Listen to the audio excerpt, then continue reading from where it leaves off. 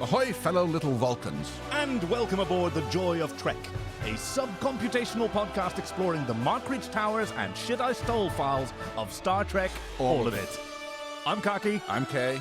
And out in the weird fascist timeline is your chief engineer, Greg. Together, we're on a mission through the Borg hive mind of Star Trek to find the cookie in every clinic and the excellence in every episode. Even that other security guard, Kevin. Because every episode must be someone's favorite, and it might as well be us. So crucify your queen and join us as we slingshot into the Joy of Trek. Hello and welcome. Hello and Happy New Year. Happy indeed. It is the first. Is this the first episode of the new year? I looked it up. I realized we have that power. We can predict where these things are going to land with some degree of accuracy. We hooked up our Borg Queen and we just had her calculate the time vortex trajectory. Now, I won't say where we put the tubules, but it's not there. And it's not there either. Ooh. So, have you guessed which we're watching, Lars? That's right. We are watching Picard. Assimilation. Assimilation, yes. After we've had the ascent, now we have the assimilation. Yes. Season 2, Episode 3. Yeah. Now, is this a season that you've seen of Picard? No. Ooh. No. Well, we never quite... I try not to look at who sent in the recommendations because our chief picks that for us, but our chief is currently enjoying some wild times out in Chicagoland area, I do believe. So I copy and paste it, and I was absolutely not surprised to see who recommended this episode. Who did recommend it, then? Because it's friend of the show and lemon-stealing whore, Hauke, who said... While it's very hard to pull out individual episodes of Picard, on my current rewatch, this one stood out to me. Having narrowly escaped the horrible Confederation of the alternate year 2400, the crew travels back to 2024 to correct the timeline. Let's see what's been lost in the wake of your fear. Q whispers to Picard as they jump to the past. Assimilation sets up the character arcs for the rest of the season. Raffi is racked with guilt and anger over Elnor's death early in the episode.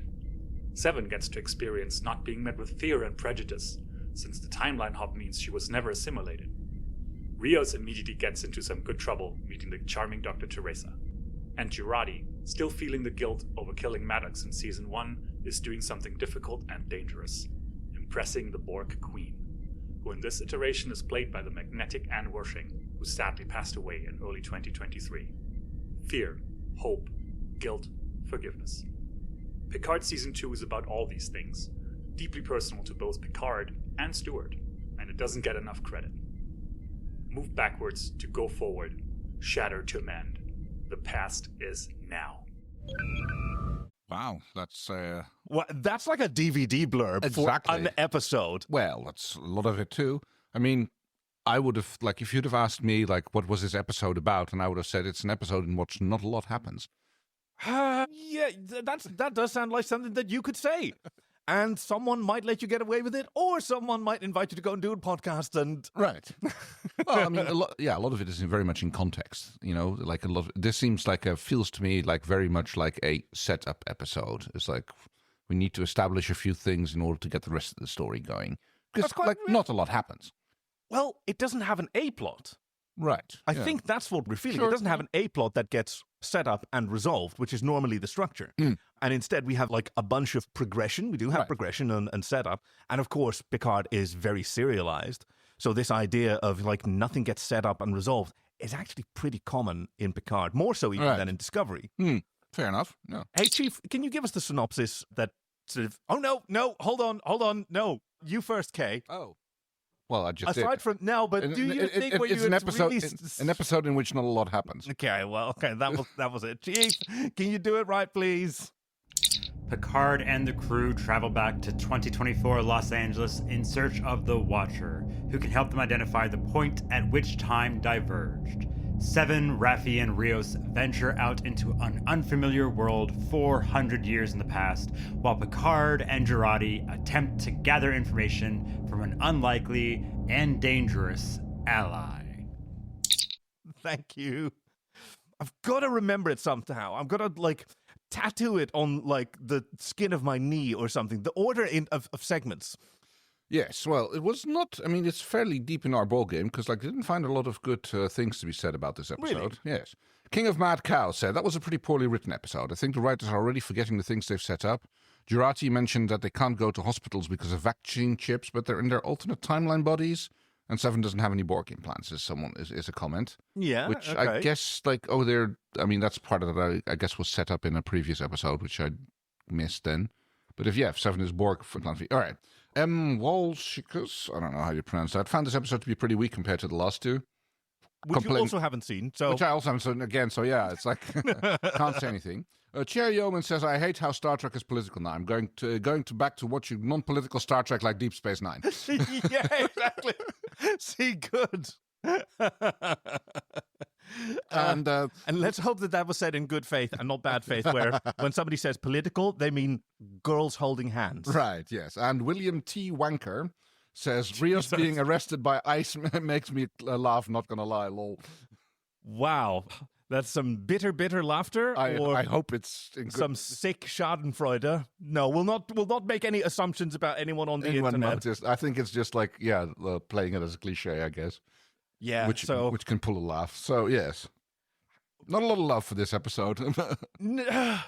Despite the fact that this is airing as the first episode of 2025, we are still recording it in 2024, which plays a bit of a role in this episode, unlike the mention of a UHC card and an immigration raid and the heavy pollution and the sort of beginning of the end and the fascist slide is... That one comment, it's like, this isn't it a little bit too fascist for the time period? Yeah. And it's like, I guess the producers were like ahead of something.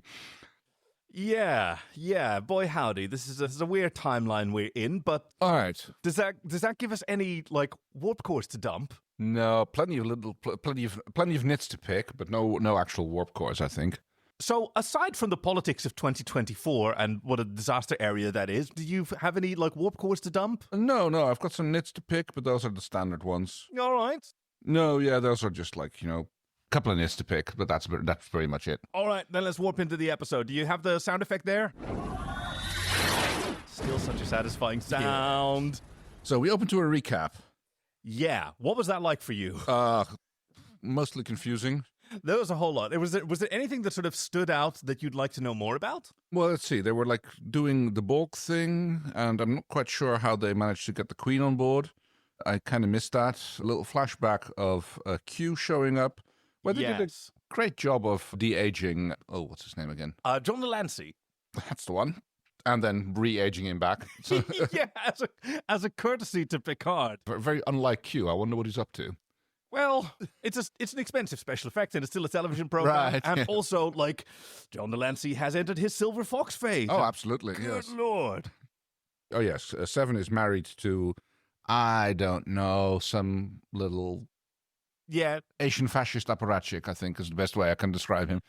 Perfectly accurate for the character. The actor is John Briones, who is the father of Issa Briones, who played Soji and Daj Asha in the first season of Picard. Yeah. Originally, the part was offered to Robert Beltran, but he turned it down because he that there would be an alternate fascist Chakotay, right?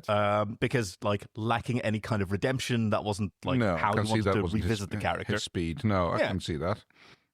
So let's see what's happening. Oh yes, basically it's a very seamless move between the flashback and the episode. Yeah. Yeah, so that took a little bit of effort to figure out where we're suddenly in the episode now.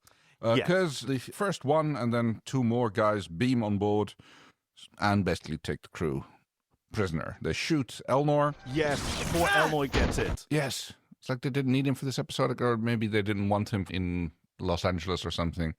So there's a lot about the production of Picard as a series that's really quite different from other shows, which makes the seasons are almost like novels written by different people sometimes, despite the fact that season 2 and season 3 were written by the same crew. But I imagine that they were under some significant pressure, partly due to Patrick Stewart's age, right? There's a limited number of years that you get with an actor who starts in his 80s. Right, yeah. That he's willing to perform, that he, there's a certain health consideration you have as well. Yes. And so it sort of feels like whiplash, like things are being set up in one season that are not being paid off in the next. And sometimes that's due to, like, between season 2 and 3, there were plans for an additional, like, a set of novels or some other spin-off that didn't wind up happening. Right. And in the meantime, like, before season 2 aired, season 3 was already being prepared just to, like, give legal enough time to get all the contracts in place. Right. It's a fascinating show from that level. But so what we have in this season, it starts off with Q coming to Picard very angry. Like, we haven't seen him like this before. Like, this is exactly. Right. Like a manic for his standards, right? You know how Q normally is? And then imagine mania. Right, yes. Right? Sending him to an alternate 2400, where Picard is a senior figure in the Galactic Confederacy of Earth. Right, which is Humans First movement. Yes, exactly. As I Make Earth great again. Yeah, so... Where Seven, who has never been Borgified, is the president. This had just a very different history. Right. And in the process of, like, figuring out, because for some reason the rest of the La Sirena crew was also protected from this. They didn't found themselves in these bodies. They found a Borg Queen who was quite insane because the Borg are a time-capable species. Yes. And she was aware that this timeline was not correct, and that was driving her nuts. So they nicked her because they could use this computational powerhouse, a Borg Queen, to find out when it happened. And she identified Earth 2024 as the point of divergence. So something happened there. Yeah. Don't know what. Okay. Great mystery still to be figured out. Apparently Q needs someone to go fix it for him. Well, maybe. Yeah, I mean... Or maybe he like, messed it up. Yeah. Like, figuring out his motivations is a huge part of this season, and it's really, really good, Kay. It's really good. Excellent. Seven tries to play the... How dare you? You are interrupting a classified operation. I order you to stand down at once. But What's-Face will not have it, because he's caught onto it. He's realized that she is not the person that he knows. So he figures her for a spy or a plant or something like that. Tell me, what's my full name? Yeah, that's going to be a hard one. There's a quick little fight. Several people get disrupted. Yes, yeah, those are brutal. Hey, they just absolutely get vaporized. Yeah, there's like Romulan disruptor style blasting that's happening there. Yeah, it does not look comfortable. It seldom does. Unless you put your phaser on the lowest stun setting, in which case it's like, ow, that just stings. That really stings. Oh. But yeah, even these fascist police were no match for 7 of 9, the Fenris Ranger, and Raffi of Starfleet Intelligence. Yeah, there's some sort of shield covering Earth. Yes, the planetary isolation shield. Right. And yeah, they're being chased by a few, which looks like, fairly standard Federation starships. I know, they're cute. They're kind of like small versions of the, I don't know, a little bit Voyager-y, a little bit Enterprise D, but small.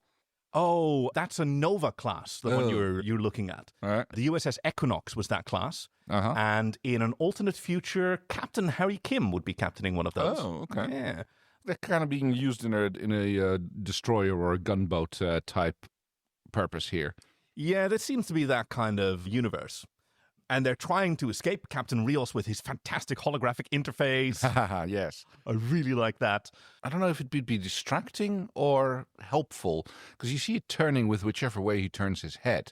And I have no idea whether or not that would be useful to have that overlay in a permanent place, or if you would... I don't know. Yeah. I don't know. But it could be both. Right. It's almost unimaginable that you would want a holographic interface because they're see-through, right? Yeah. You don't get blacks. So things are hard to read depending on what's behind them. Yeah. On the other hand, hang on, I'm saying that now. I don't have very good eyes. People who have very good eyes would be able to focus on a particular point, and what's behind it would be defocused more. I guess, yeah. So maybe that helps a bit. Also, it would be terrible if you're wearing multifocals. It's like you turn your head because you want to focus on a particular part of the screen, and then it's like the screen just turns with you. It's like this would be headache material. And of course, since we don't get Picard recommended very often, I love La Sirena as this open plan ship, because like you can see through the front window. You can see the bridge. You can see all the doors to the side cabins, right back to the engineering section. Yeah. And in between, you can also just see down to the med bay and the galley. Like, it's just And she's got some gosh darn big nacelles on her. She does. It's like half of the ship is the two warp nacelles. I mean, she's a courier. She's a quick girl. Yep. She gets some assistance from Seven, who takes over weapons, presumably. Destroys one of the ships with, well-placed shot. Not where Rios ordered her to shoot, because he orders her to shoot the nacelles, and she shoots the main deflector. 7 target forward ship, starboard nacelle. Goes straight into the dish. And takes out the ship. It's very effective. Yes. Borg Queen gets involved, because we see some Borg-style weapons being fired as well. Oh, yeah. So this whole time, Agnes, who was not noticed by the fascist police, has been trying to reactivate the Borg Queen. She wakes up on the ground, and the Borg Queen, who is legless, comes crawling toward her like in a Spanish horror movie. It's really awesome. It's not even crawling. She's kind of like doing a handstand. Not upside-down handstand. Pardon me. She's walking at someone who doesn't have a lower half of the body would. Which is really well done. That special effect, and with the lights flashing and Anne Wershing's fantastic acting. Oh, that reminds me of one of those pranks that they pulled on someone. They got someone with basically missing both their legs. Yeah, did him up in all zombie makeup style, like Walking Dead style. Yeah, that's and the then just had him sit in an elevator and wait for someone to come in and open the elevator and just attack him like that. Oh man. Because anyone whose body doesn't conform to what we normally experience, right, triggers a bit of uncanny valley and really enhances that kind of makeup. But she snatches a conduit from Agnes's hand and reactivates herself. And you see her getting sort of elevated, like she's crucified. It's interesting because she does that herself. Yeah. So why doesn't she use that to get around? Like, she has control over those cables that she's using to hold herself up. I think they're local. So they come out of her body. So she should be able, and considering the amount of control that she has over them, she should be able to, use them to spider her way around the room. Oh, you're right. Tarzan around the room. I mean, she's not full First Contact Queen, who's just like a neck and a spine, but she's still got a bit of spine dangling out from under her rib cage. It's so cool. She sounds a bit like one of the Cylon base star ships, the ones who are... the hybrid. Shatter to mend. Wow, yes. The past is now. Oh, wow, that's so good. Yes, those hybrids spouting poetry among their system updates. And then suddenly, jump. It's like, always in that flat tone. It's like, Yeah, because Rios notes that... I'm no longer in command of this ship. Because the Queen has taken over, and she's decided to we'll just take out these pursuers. Neutralizing threats. And start a slingshot. She has calculated the temporal trajectory, and we are now zooming into the sun. It takes an awful long time to get through the sun at warp 9. It's like, just figure at warp 9 you'd be gone. But no, it takes them Do you do this on purpose? Yes. Yeah? Okay. Do you want it? Or do you want to just... Because I can't just accept it.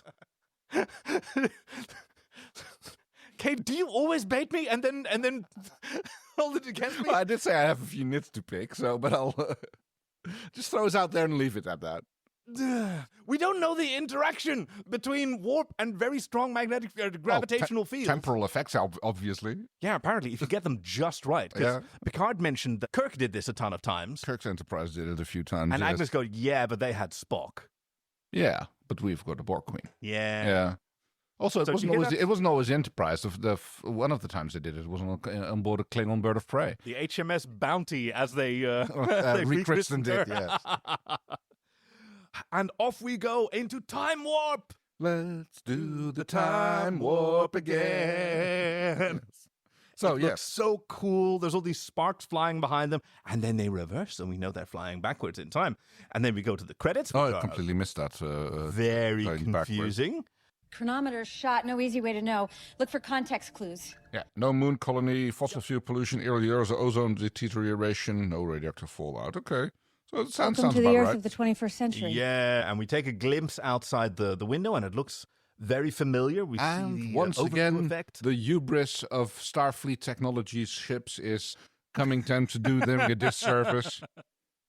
We're caught in Earth's gravity. I can't stop her. We're losing power across the board. And yes, everything's shaking, even though, that's not necessary. When you're See, when you're caught in something's gravity, you're inert, right? That's you at zero inertia. Right, yes. Relative to the rest of the universe, because you explained this to me, or you pointed me in the direction of learning about this. Yes.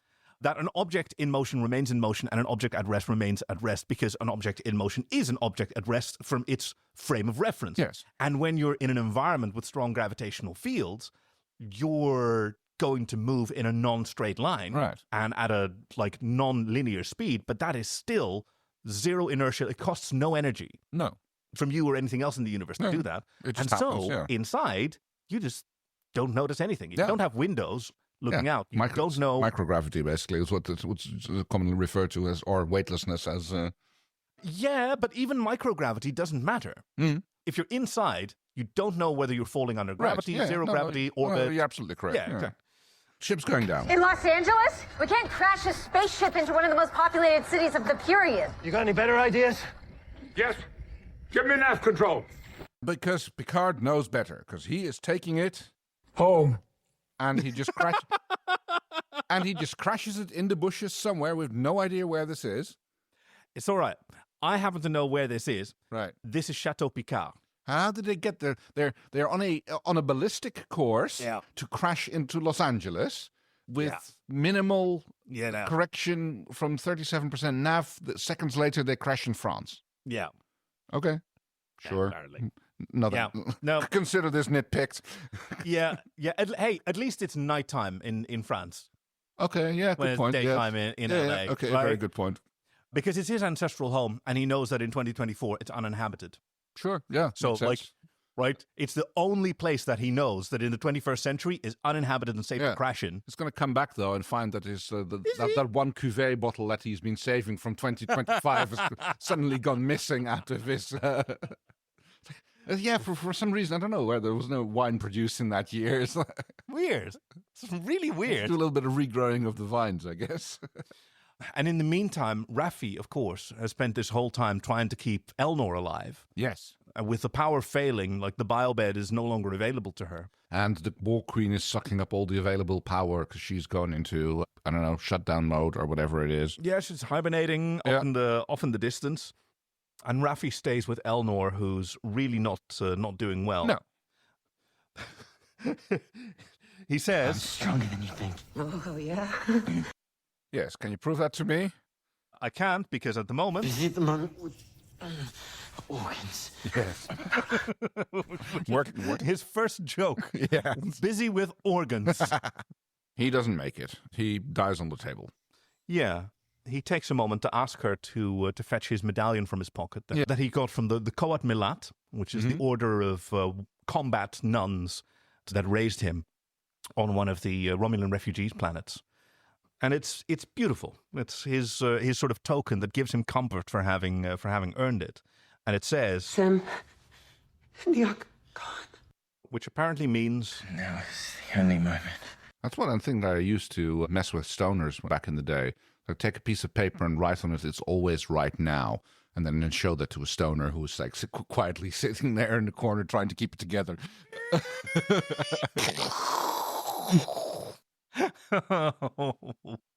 Oh, bless. But apparently the Vulcans also know this. So, okay. Romulan, in his case. Oh, sorry, Romulans. Yes, you're right. My bad. And into the drawer he goes. Great tragedy. But yes, as funny as I'm being about this, this is a very serious character arc for Raffi. Because as we learned in the first season, she is estranged from her child. Yes. Her son holds a lot of anger toward her for her absence and negligence during his formative years. Right, because she was yes, let's say she was a bit of a, how to put it discreetly... Spy? Oh, I was gonna drug addict? Well, those are the two things. I was gonna go with Whoppy, but that doesn't really translate very well. Well, I mean, conspiracy theorist, yes, yeah, who turned out to be correct, which was crucial. Yeah, just because you're, yeah. Just because they're actually after you doesn't make you paranoid. What is that? What you're going to say? Well, yes. She's an intelligence agent. Right. They're selected for exactly this kind of pattern recognition and obsession. I'm really fascinated by the character of Raffi. But so she really bonded with Elnor whom she met in the course of Picard's adventures. And so seeing another one of, like, seeing her surrogate son leave. Yes. Again, due to circumstances that she's involved in and is very difficult for her. Yeah, Raffi argues that they should have killed the Queen and saved Elnor. Yeah, but the Queen is the only known link that we have with the fissure in time. Will it bring Elnor back? It's impossible to determine whether we're existing outside of temporal causality. So we might as well give it a shot, you know? And I really think it's a really good move that they took this whole scene just to make sure that everyone had a rational motivation to continue with the adventure. Fair point, yes. Because for Raffi, like, you know, what's in it for me fixing this timeline, like, teetering on the brink of nihilism anyway. Yeah. She even throws an accusation in towards Picard. It's like, you're just playing games with Q again like you always do. To which Picard takes some umbrage. For decades, you've played games with whatever Q is. Yeah. You joust. You screw around with people's lives for sport. No, Raffi. That's what he does. He's the one messing. Like, I have no agency in this, you know? I just do whatever. Yeah, but she's right, though. Because she has a longer history with Picard. She served with him on the ships that he commanded after the Enterprise. Again, still, how's that Picard's fault? He's the captain. Yeah, but that's the fact that Q decides to mess with them isn't Picard's fault. No. I think she was paralleling. So Q does this. Right. You also do this. Right? When Q does it, your fate's bitch. But when Q's not around, you also, you know, you're a captain. You mess with people's lives and you love it. But I mean, I didn't get that from the scene. I just like, because this is a fair thing to say, right? If you want to be in the captain's seat, you like having people's hands or having people's lives in your hands. You kind of have to. Okay, yeah, I see. Now that I look at the Jeeves, I can see it like, like it's what the two of you do, and I interpret that as like that is how you two interact. But she is literally comparing him to Q and saying like, you joust, you screw around with people's lives for sport. Yeah, that's a pretty heavy accusation for Picard. Because I wouldn't. I mean, I don't think I've ever seen Picard willfully mess with someone for fun. No, not on that sort of cruel level. I mean, obviously, like she's someone who's reeling. But what's really interesting is that he rejected. No, that's what Q does. Yeah, and she lets him get away with it because he's clearly not ready to realize this about himself. He should. Oh, but he isn't. I mean, he doesn't mess with people the way Q does. He doesn't play with them for sport. He does it. He does it in his own way. You have this power over people, right? You take these responsibilities for wild situations and you keep going back for more. Because even as guilty as you feel about all the people who died under your hand, take what Q did with Tapestry, right? It's a Beautiful Life. Testing it with, like, are you wrecked by hearing the voices of all the people who died under your command? Apparently no. No. Right? And good, right? You can live with the mistakes that you've made. But then it's also fair to say, okay, you must really love it because you keep going back for more. Right, but he doesn't do it for sport. Isn't it? No. You can do anything in the world that you want. You can go make terrible wine, and his wine is terrible. I think that's the only... But he is not doing it for the purpose of messing with the people. Oh, no. But for his enjoyment. Which is what she's encouraging him of. I think there's more to it. I think there's she understands him at a level that a lot of other characters don't, which we don't get to see nearly enough of, unfortunately. But yes, okay, now we have all our noses pointed in the same direction. So... If the Watcher is our only lead, then it's probably some alien species that doesn't belong here. Using tech, probably leaving a subspace signal, meaning we can track it. It may not want to be found. Because, yes, the Borg Queen has let slip that there is a Watcher here who would be here doing temporal agency stuff. Something. Yes. We don't know what the relationship is, just that it's a Watcher and just that it doesn't belong here. Yeah. Rios gets told off for trying to bring a phaser along because, like... So you have to look out for butterflies. If you lose that, Q won't be the only one breaking the timeline. Yep, butterflies referencing A Sound of Thunder, a science fiction story by Chief. Man, I really should have just hedged my bets here. Of course it's Ray Bradbury. It makes sense that it's Ray Bradbury here. And Agnes is particularly mean toward Rios. He says... I'll be careful. No, you're like the kid who needs the string around his mittens. Yes. And then Agnes says... No hospitals, no authorities, no security checkpoints. Which are the three things that happen in this episode. Yes, pretty much. He gets taken to a hospital, gets confronted by the authorities, and Raffi and Seven enter a security checkpoint. Yes. Kind of. Yeah, Picard and Agnes are staying on board. They're going to try to extract information from the Queen.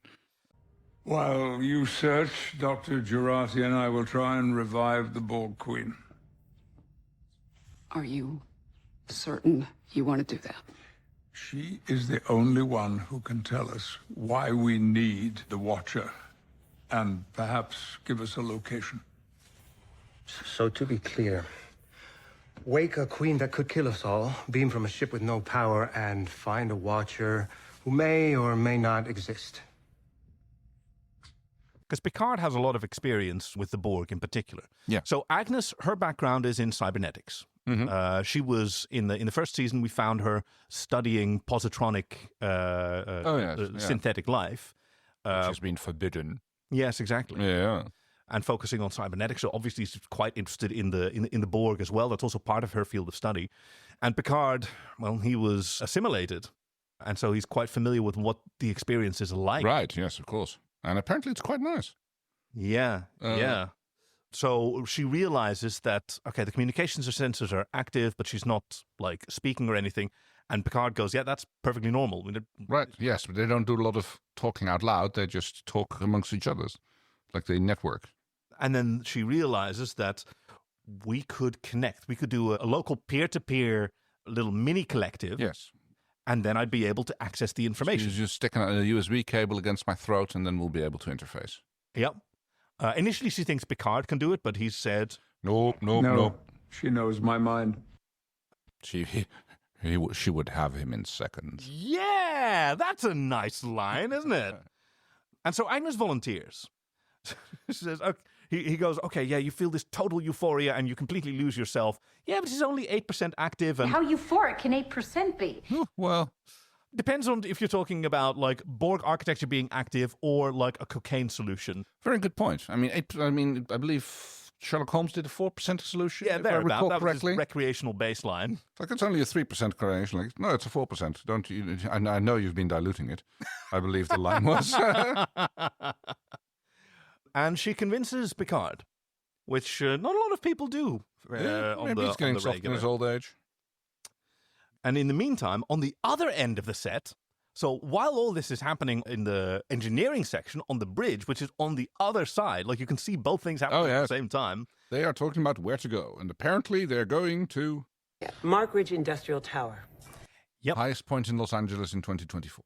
And that's why you want to have a spy along when you go on a time travel mission, because she thinks about these things. She's found, like, the highest location in Los Angeles from which she'll be able to do a scan for any, like, non-24th century Earth tech. Plus they say helpful things. Look for anything that'll work in this time period. Ah, yes, dress up. Everybody goes and plays dress up. So they have to go through the wardrobe department of the alternate 24th century La Sirena Confederacy fascist starship. Yes. Do I still look like a fascist bastard? Yeah, this particular chief. Yeah. Still look like a fascist bastard? Yeah, I think I'm going to be, like, replying to Elon Musk with that one. Fascist now, bastard. Yeah. Seven has a brief moment where she is almost wistfully looks at herself in a mirror, touching the area where she normally has her implants. Yeah, because they have arrived in their own bodies in this alternate 24th century. And in this alternate 24th century, she wasn't kidnapped by the Borg as a child, because Earth has apparently quite for a long time had a policy of conquest and eradication. So yeah, they won't have contact with the ship because they don't have a subspace booster for their comlinks, but they'll be able to talk amongst themselves. Yep, they have point-to-point communications.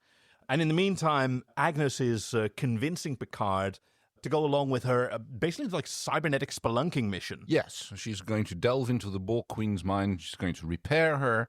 If I start to slip away, you just pull the tubule out. The whole procedure shuts down. Yep. Yeah.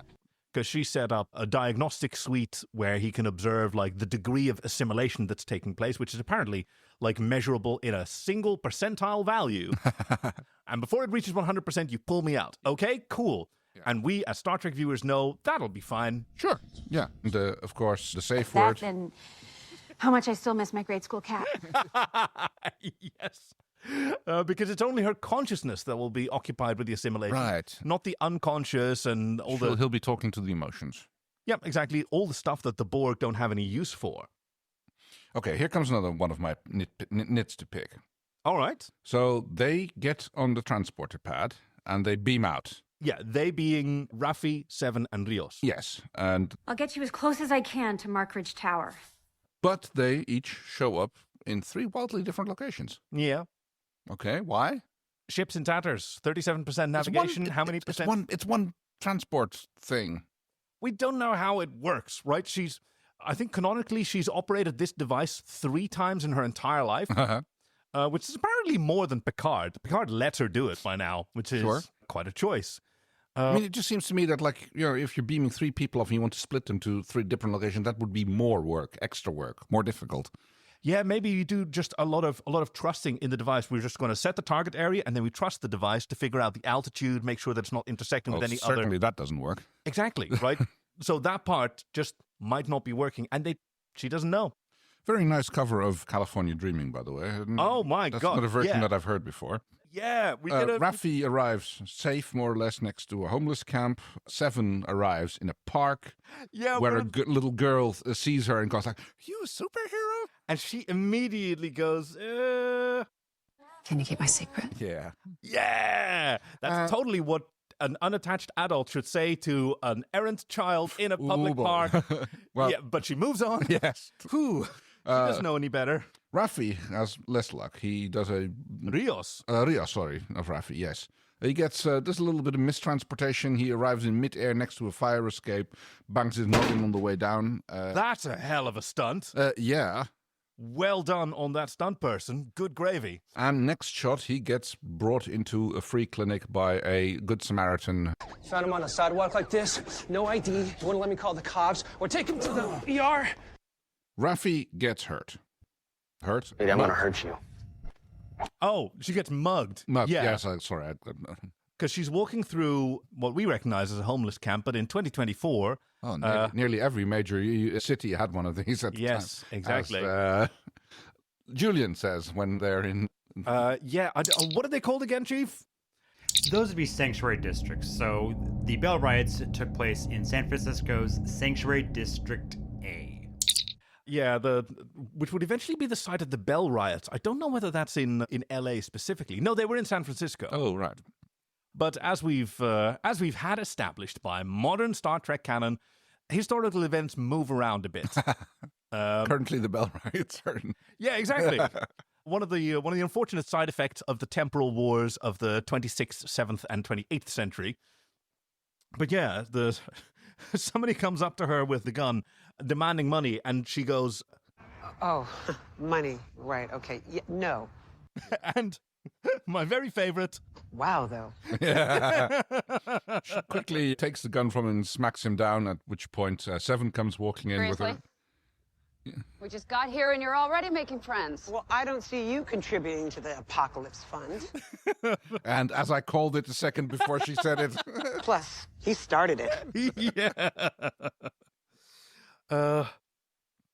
But Raffi immediately notices something that nobody else is paying attention to, that Seven is kind of chill. Right. Because, like, she's a spy, she's very skilled at reading people, and she was always Seven's girlfriend. Oh, right. For a little bit there. And she's curious, like, what is the deal here? But Seven distracts her. What? Why do you look so relaxed? You're never relaxed. We should find Rios. I was able to track your comm badge, but I couldn't find his. Well, they're basically trying to find Rios. Yep, exactly. Because apparently Rios comm badge is on the fritz, and they can't quite locate it. Yeah, these are fun comm badges, by the way, because they're from the fascist future. They're huge triangles. Yeah, they're a bit more boomerang shaped almost. Than, right. Arrowheads. Oh yeah, very. Meanwhile, on La Sirena, there's I thought this was a very well done scene for a scene Me too. I'm so glad, where Kate. absolutely nothing happens. It's a very good scene. A lot of it is carried entirely by the acting. Exactly. Like story-wise, things happen. We get told and not shown a lot of stuff, and sometimes that's super thrilling. Yeah, because she is basically doing a running commentary on what's going on in her brain. Yep, Picard sitting there underneath the crucified top half of the Yes. Queen with Agnes, who says, So many warm feelings.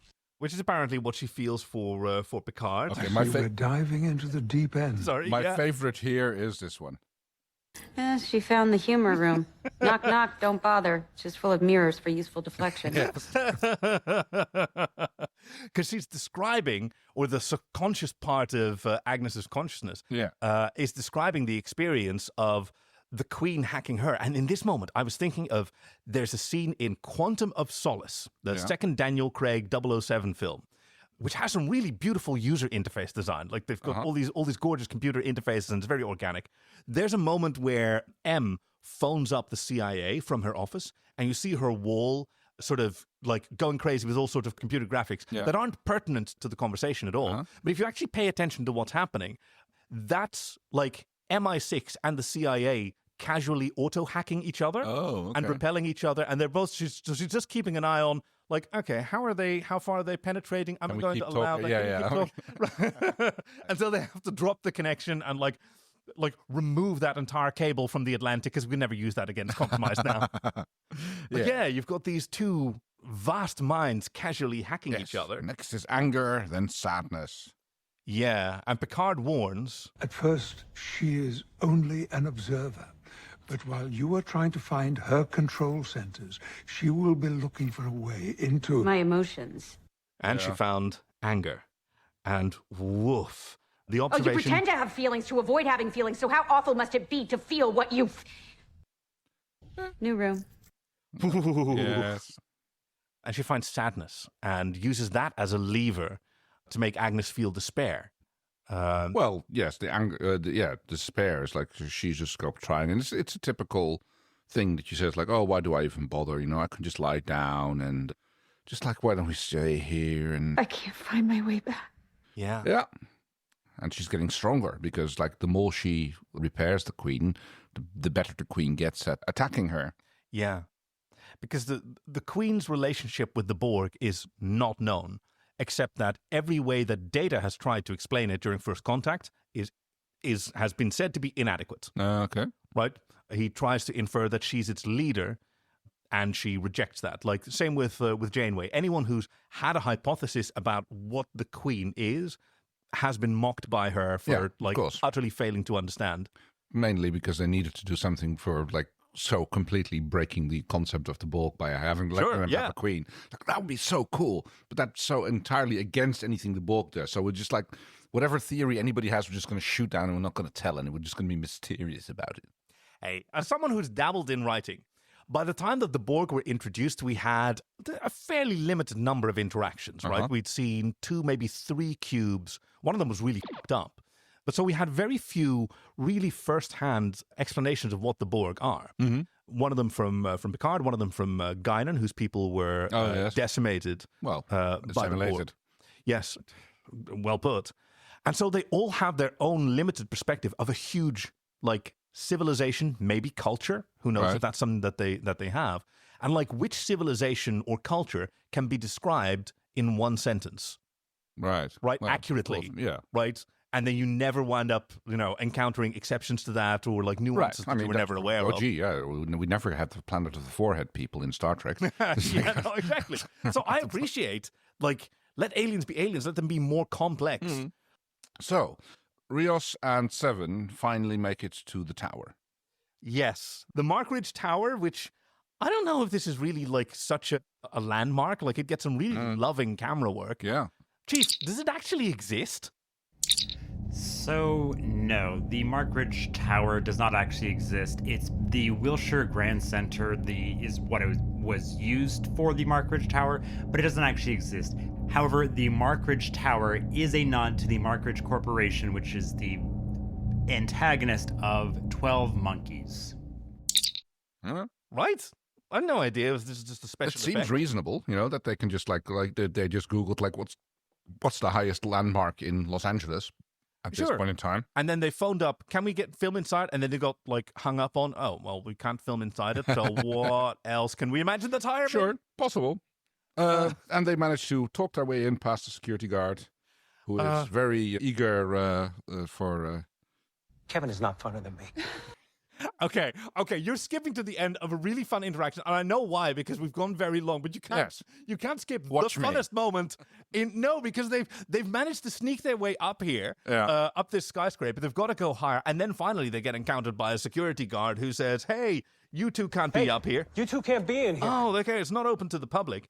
And very quickly, amazingly, it's Seven who jumps in, not Raffi, who has an excuse ready, because... my girlfriend and I were looking to capture an image. Which Raffi says, yeah, take a picture. Yeah. And we talked to this friend of yours. You had a colleague, tall, round.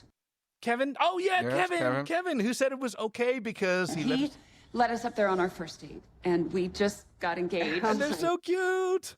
And they were hoping to recreate the cellular photograph, which is still a photo. Still a photo, yes. Just call the picture. And I mean, you can't let Kevin be funner than you. You.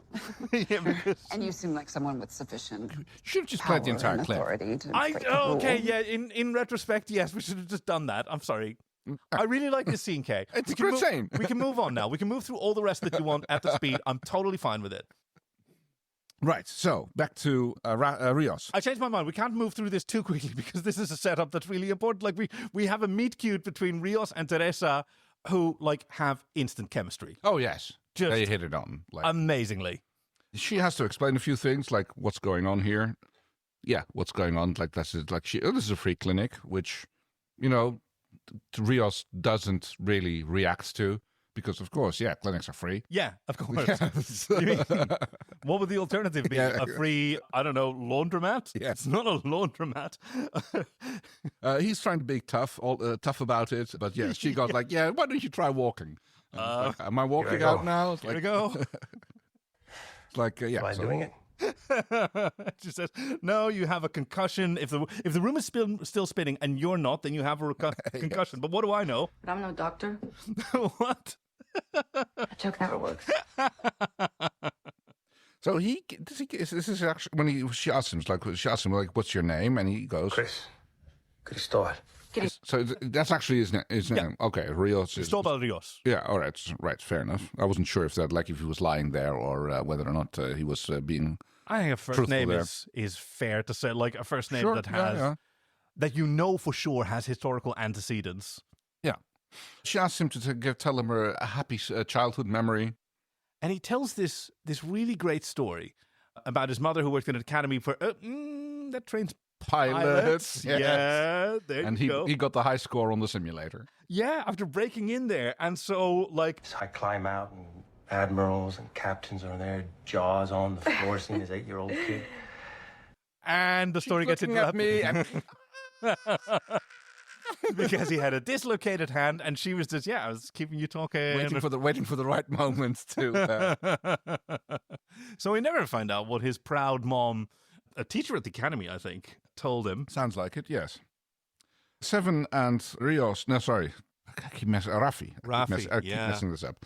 Are doing a scanny bit thing, but they can't find anything. There's a little blip there for a moment. This is not foreshadowing at all. No. And then long arc in MacArthur Park, and then they managed to pick up Rios' comm badge, which is apparently the kid who has picked it up from the floor earlier is sitting there just like tapping it and everything because it makes this little blippy sound every time he does that. And it's cool. And they're going, oh, is that Morse code? Yeah. If it is, it's insane. Plurtzglurb.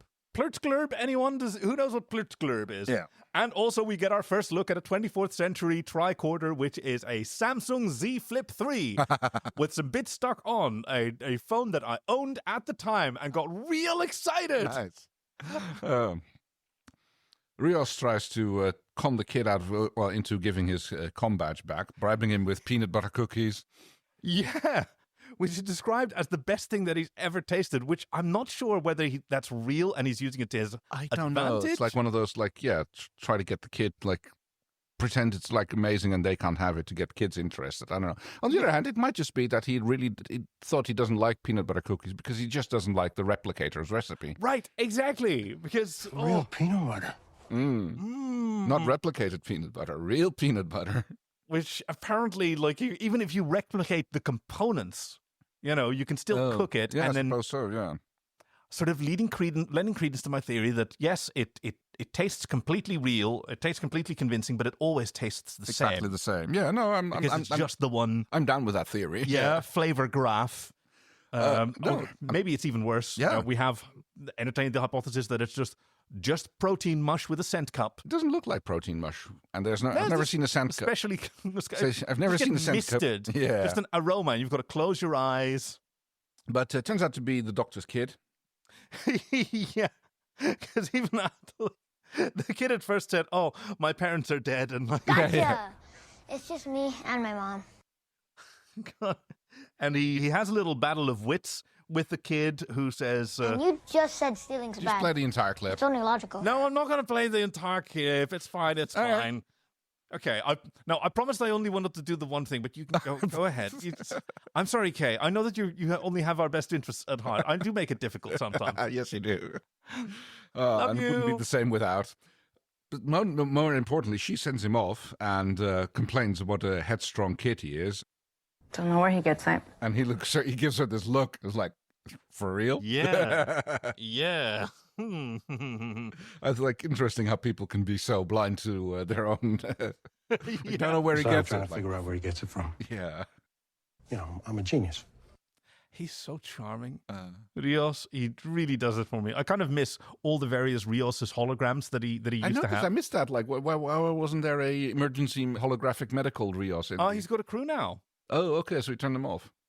Well, and this is 24th. This is the alternate 24th century fascists La Sirena that he's from. Yeah, it might not be similarly equipped. Yes. So, I'm so sorry. I just had a thought, which it hits the brakes again. So, in the way that Firefly, the characters on Firefly were all aspects of the captain, Mal Reynolds, that he'd lost. That's how the show was designed. Sure, yeah. Right? They were each archetypes of something that he felt was missing from himself, that he used to have, that he no longer had. Right. And that's why he wanted all these people around. Okay. Yeah. And that's a real vibe that I've gotten here as well. You've got Rios the swashbuckler. You've got Elnor, the wide-eyed explorer. Right. Oh, for Picard. Yeah. Right, for Picard. Yeah, I can see that. Because he's as an aging gentleman, right? He realizes he's not on the top of his game. He has a lot of experience, but there's a lot of qualities that he's lost because of that experience. And so being surrounded by people like Agnes, the curious scientist, and Raffi, the relentless pursuer of truth, and Seven, the ex-Borg. Yeah, the ass kicker, which has also been in his day. Okay. And especially, he loves being around people who don't really listen to him all the time. Well, yes, he does have a very low tolerance for ass kicking. Yeah. Yeah, that's very true. That's especially towards him. Speaking of Picard, he is talking to the Borg Queen. Hello, Locutus. Yeah. Who is being like, oh, I know something you don't. Yeah. Teasing him because he's pulled Agnes out of this engagement in a very tense scene toward the end where he tried to pull out the tubule and Agnes grabbed his hand and like, whose hand is this? Yes. Mine. And then they start like having an argument and they start using each other's voices. Yeah. But here it's clearly the Borg Queen who is like, yeah, okay, what do you have? What do you want? And basically it whittles down to, I'll settle for your ship. Yeah. There's a quick ICE raid on the clinic. Oh, yes. Which is always fun. Picard is interesting here because he could have shoot it down. It's like, it's not my ship. Yeah, well, if Picard's on a ship, it's kind of his ship as far as he's concerned. Right, well, kind of should be. I mean, he rented it. It's like he's presumably paying Rios to like use the ship. You ever seen your captain on board? Shouldn't it really be right? There's a captain's chair, right? And it's like, and he's not sitting in it. No, but like Rios was sitting in it. That chair would be happier with my scrunkly old buns. Although I say that, he probably keeps in good shape. Yeah, true. Lots of walks through La Bar. But, the... General officers, emigration! I'll take him. And they have an exit Vamos, protocol. federales. I noticed that my technology did not include, or at least the subtitles that I downloaded for this episode, when we ripped it, didn't include the Spanish translations. Oh.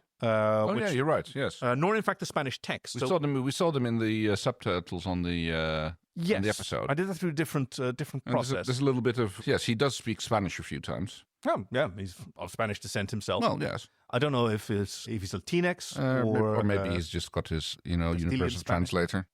Actually, Chief, the actor who plays Rios, what's his name and where's he from? So this is Santiago Cabrera. He was born in Venezuela, where his father was a Chilean diplomat, and he was serving at the time, but he also lived in England, Romania, Canada, and Spain, just moving with his father's career, but then really was raised in Chile at the age of 15. So really he's moved around quite a bit, and it's very interesting. And his first big Hollywood break was in Heroes. Picard isn't having none of it. No. Yeah. I'm not going to negotiate with you. And when Agnes wakes up, Picard goes, "Oh, well, now we have no more need for you, for because her." Agnes has it. And I love what he says about the Borg Queen. Same leopard, same spots. Yes. You know what they say? A leopard can't change his shorts. But is that what they say? They do in this world. But she sees that it's bluster, does the Queen. Yeah. She says... You won't deactivate me because you have a deeply flawed inability not to hope in the face of hopelessness. Oh. Yes. She has information they need, and you're not going to deactivate me. In the end, you'll sacrifice your lives for the future of the many. Yeah. So, in the interest of efficiency, shall we just fast forward? She is being very cocky. And so is Agnes. Because Agnes is being a little sneaky. She's done a little sneaky. She asks what the information is that the Queen has, and the Queen says, well, I know the location of the Watcher and when the temporal diversion occurs. And Agnes asks... Are you sure about that? Yeah, and she has this like little panicked look, saying like, "Oh, wait, what's happening? Yeah. Where is it?" And she stole it. And then Agnes asks, Computer, dictate the file log shit I stole from the Borg Queen.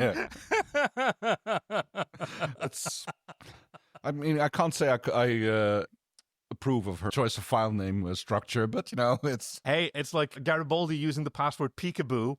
True. Were you going to guess it? No, absolutely not. But, it might be harder to find. The Federales are meanwhile raiding the clinic, and Rios is trying to pass himself up as a doctor. But cop eyes from the immigration officer, ICE, that's the one. Yeah, and he notices that, that thing on your hand, it looks very fresh. It's like more like you'd be a patient here rather than a doctor. Yeah. Because if there's one thing about Rios' patient, he is not. Oh, very good. Okay, I like that one. I'm sorry. Are you my boss or something? I feel like I missed something here. Yeah, he gets smashed against the wall. These ICE agents, we can't really speculate on their ethics or morality, but idiots they are not. Nope. And they take both Rios and Teresa, his doctor, into custody. Because, yes, they're being like obstruction of justice. And that's the last we see of them, while the comm badge is still on the table. Yep. Rios, you read me. Yeah, and no response. Oh, I guess the kid's going to find the comm badge again. Oh, shit, that's the end of the episode already. It is the end of the episode.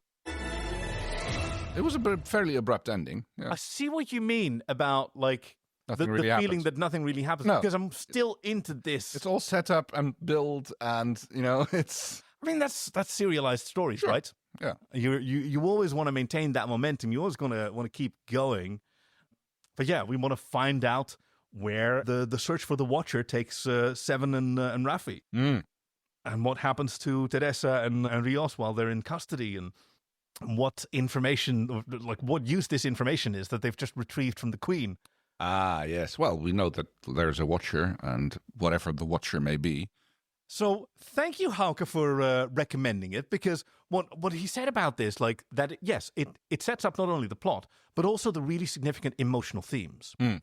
The battle of wits between Agnes and the Queen, which in itself may also be a really interesting perspective on where the Queen comes from, what sort of motivates the culture to have this, what sort of qualities one looks for in a queen.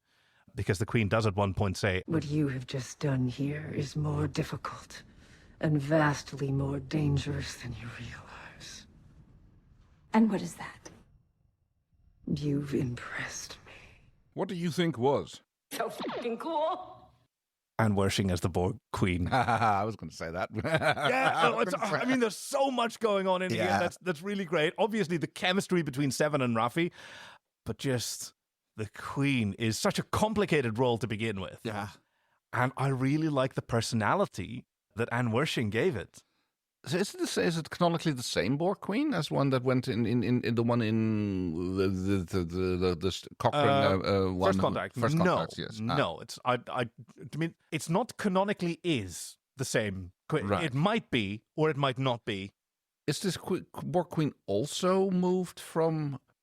Oh yeah, you told me this before. Like she was being held captive because she was going insane because she knew she was in the wrong timeline. Yeah. So Q has also put her in this timeline.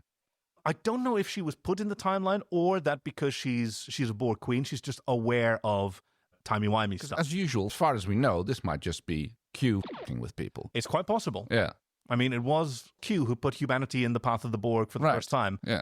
Kind of from some perspectives, I maintain the perspective of Q as someone who really loves life in general, humanity in specific, and Picard in especially. And that he provided an opportunity for humanity to be sort of humbled and to prepare for the Borg. Yeah, I mean, that's one of the arguments. Yeah, we're going to put them, but also making the Borg aware of humanity, at least from the time frame that existed at that point. See, I've thought about that a bit more since then. Yeah. Like toward the end of season 1, we hear about these colonies, these Star Federation colonies that were vanishing, that looked like they'd been scooped up, and it was never made explicit. But there's a strong suggestion that's how Borg weapons work, right? How Borg technology works. So the Borg might have already been doing incursions onto the edge of Federation space. Well, that's not consistent with what happens when they meet the Borg for the first time. No, but that happens within the same season, right? So they don't know that it's the Borg, right? But the Borg might have been very close to finding out about humans anyway. Who knows? Yeah. Who knows? Anyway, Borg stuff with new shit, I'm always excited about. Once upon a time, Seven was brand new. True. A new window into Borg culture. So fascinating. And wow, what an incredible outfit they made her wear. Well, yes. I mean, that's a bit of a warp core in its own right, but yeah. How about you? What did you think was so fucking cool? Ooh, I have to come up with something else. Because I was also going to say the Borg Queen. I know, because it's such a beautiful image. Because she's strapped up against the hexagonal lights of the warp engine. Yeah. Oh. It's like, ooh. And she's got so much sass. Ooh. Well, in that case, I'm just going to have to go Silver Fox Q, Really? Yes. Oh, you only get to see him for just a second. I know, right? I would might have to go back and watch the episode, the previous episode, to see what happened there. I know that Hauke can heartily recommend this whole season because I know it's his favorite, and Hauke has excellent taste in that because it's a fantastic story. I love it as well. There's a lot of stuff with Guinan's in it. Oh, yeah, that's exciting. Yes. So, let's see. We also have another element in which we imagine what a missing segment is that was cut out and left on the cutting room floor. Captain's log, supplemental. See, for me, this is particularly difficult. Yes. Because it's so serialized, and I know this season really quite well, so I know what happens in the next episode. Right. I know that they go to MacArthur Park, and that they find one weirdly bulbous human who's clearly just a bag of snakes pretending to be a human, but in 2024 nobody notices. Yes. So that's how they identify it's a Watcher. Uh-huh. And weirdly, in an unusual move for a 10-episode season, they solve all the mysteries by season 4, and the rest is just them playing poker and drinking. Episode 4, you mean, not season 4? Episode 4, right, yes, pardon me. Yes, exactly. Well, I'm going to have to go with... Smoothly undermining my own joke, yes. I'm going to have to go with a scene, and I know it's geographically inconsistent, but that's one of the smallest things that we can have in Star Trek, where basically Seven and Raffi run into Julian and Sisko while they're walking through the homeless park. We wanted that so much. You have no idea. When this was airing, the internet was a buzz. Are they going to digitally and youngen Avery Brooks and have him back? Are they going to bump into each other? Please, please, please, please, please. Oh no. Yeah, that would have. Okay, so I'm with the majority here. here on the... Absolutely. And in it, somewhere in the multiverse is a timeline where we received that justice. Unfortunately, not this one, but all right. Babysitting Elfadil and Avery Brooks There we go, casually yes. walking by in those weird outfits that they had. Yeah. So, next time on an all-new episode of Star Trek. Because, as always, our chief has pulled some clues out of the hat based on the next suggestion. And if you'd like to recommend an episode, you can do so at K, you know it by heart, joyoftrek.com/links. Excellent. I've said it right enough now, enough times that it's really kind of drilled rolled in off there. the tongue. Yes. See, I have less confidence about myself, so I'm really glad that you're there to do that. You can find the form there to send in your recommendation. Thank you so much, Hauke, for this one. It's challenging, right, to pick something from Picard, but it turns out, hey, you can just do it. Yep. Right? And would you maybe like to become a lemon-stealing whore yourself? Then there's a little link towards our Patreon there as well to help keep the lights on. If you could find it in your wallet to... I think we've just officially, at this moment, crossed the point of sustainability. Oh, excellent. Yeah, I've even calculated in like keeping the domain name for the next year. All right. We're actually breaking even. Thank you so much to everyone who supports us on Patreon. Every month we make a special episode just for you where we bust through the temporal vortex, and the chief joins us as we watch some Star Trek or something else. Or And we don't usually talk over it or through it. we're just having a good time with each other. But let's find out what he selected for us from these recommendations next time. Clue number 1. Less than 1 hour away from a battle simulation, I have to go handhold an android.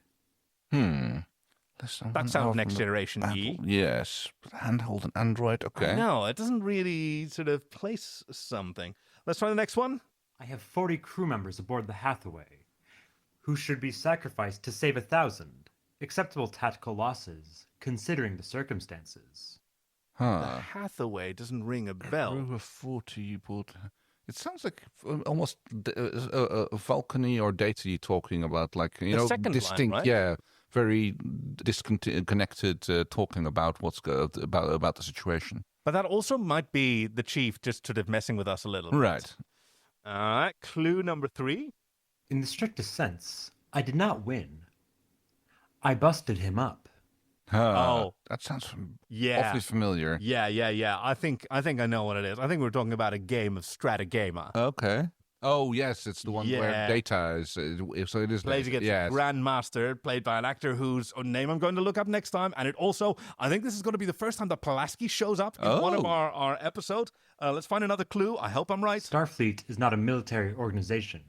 Its purpose is exploration. Sure. Last clue. It is possible to commit no mistakes and still lose. That's a very That is classic not a weakness. Picard. That is life. Quote. Yes. That is, Yeah. I have no idea which episode, but Pulaski's in it, so it has to be season 2. Oh, yeah, good point. Let's find out. The episode is TNG 221, Peak Performance. That's the one. Right at the end of it. A very quotable one. Oh, I'm excited. Season 2. Yeah. Another deep dive. Yeah. Oh, wow. The weeds. And Pulaski, a character that does not get spoken about a whole lot, but whom I really I do like her as a doctor, yes. Yeah, right? Even though she's a bit addicted towards Data in the start, but she has her opinions, yes. Yes. Okay, so we are going to move to a bi-weekly schedule. Ooh, no. Yeah. Life, itself, as per the final episode of Discovery, is what it is. We've got some extra pressures coming up in the new year. And rather than like stressing out or maybe not having as much fun with this show, we wanted to make a schedule that we can keep sustainable. But also, since we have many listeners who tune in every week, we want to make sure that there's something fun there that's easier for us to produce. And, well, we did pretty much this with So Farscape back in the day. Indeed we did. Yes, we are going to, instead of having you an episode to talk about, we are going to pick a piece of fanfic written by someone on the internet. Yes. And we're going to read it to you. And we're going to take a night to make a pig's ear out of it. Well, yes, but with love, right? Of course. People put a lot of work into these fictions, and like our chief has been diving through Archive of Our Own, which is an irreplaceable cultural treasure, to find us some stories that are hopefully fun. And even if we get silly with it, it's never a reflection on the author, because we love everyone who puts work into Star Trek. So next week we have for you a story called Guarding the Guards, written by Queen of Roses 12. Fandom is from Star Trek, the original series. And this, Chief, can you tell us what it's about? The events of the episode, The Naked Time, from the perspective of the one department guaranteed to have been the busiest during the chaos. When the entire ship is going mad around them, it is up to the red shirts to keep their crewmates safe. POV of Security Chief Giotto, implied/fiction for Kirk and Spock. Ooh! Written for Trektober 2021. Oh! Trektober? It's also Spocktober. Oh, so it is. And prompt was Lower Deck's background character, but... Oh, this is awesome. Naked Time wasn't Lower Decks, but I guess we'll see. No, Lower Decks as in Lower Deck crew. Oh, right. Yes, of course. That makes You've got sense, the Lower yes. Deckers and the Right. Upper Deckers. Oh, I get it. Yeah. Just an episode of the... Which was Don't call them the Upper Deckers, by the way. And don't Google that. No. So that's what we have to look forward to next week. Which leaves us with only one more thing to do. Yes! I'm leaving Starfleet. Energize! We hope you've enjoyed this week's episode with your friends Kay and Kaki, production and editing by our chief engineer Greg, and music by Fox Amor. Join us next week for Guarding the Guards, the fan fiction reading, and then the week after for Peak Performance TNG 221. Visit joyoftrek.com/links to send us your recommendations, support us on Patreon, or find us on Twitter. We'd love to hear from you. Thank you for listening to The Joy of Trek, and we'll see you out there.